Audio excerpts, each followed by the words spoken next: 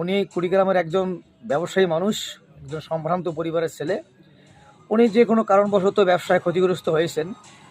এখন তিনি অসহায় জীবনযাপন করতেছেন।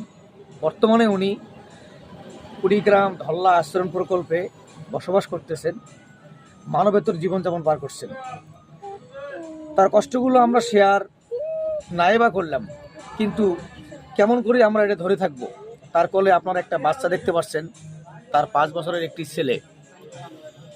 এই ছেলেটা তার মায়ের অত্যাচার সহ্য করতে না পেরে তার বাবার সাথে সে আশ্রয় প্রকল্পে থাকতেছে।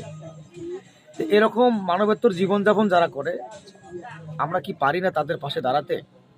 তো যাই হোক, আমি আমার মতো করে কথাগুলো বললাম। আপনারা ডলার ভাইয়ের নিজ মুখে উনি কিছু বলবেন, আপনারা খুব মনোযোগ সহকারে তার কথাগুলো শুনবেন। ভাই বলেন। আসসালামু আলাইকুম। গত 1 বছর ধরে আমি আবাসনে আশ্রয় গ্রহণ করেছি।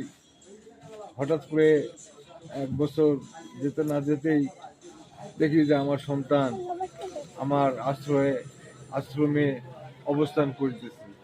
একটু ছোট একটি বাচ্চা তার মায়ের অত্যাচারে জর্জরিত হয়ে সে চলে এসছে তার বাবার হাত ধরে, যে বাবা আমি তোমার সাথে থাকবো, আমি মায়ের সাথে থাকবো না।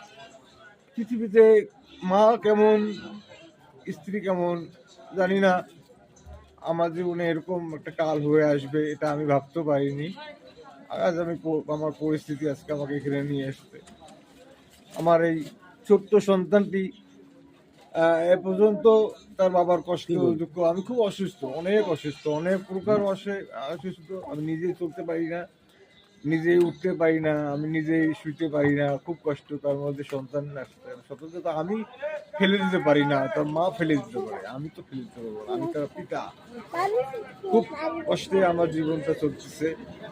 আমি একটু প্লিজ, আমার যারা আমার এই ভিডিওটি দেখবেন, আমাকে প্লিজ একটু হেল্প করতে, প্লিজ একটু চলার মতন একটু হেল্প। আমি আর কিছু বলতে চাই না। আমি থাকতেই পারতেছি না। আমার ব্যবসা বাণিজ্য ছিল কুড়িগ্রামে। আমি একজন ভালো প্লেয়ার ছিলাম, আমি একজন শিল্পীও ছিলাম।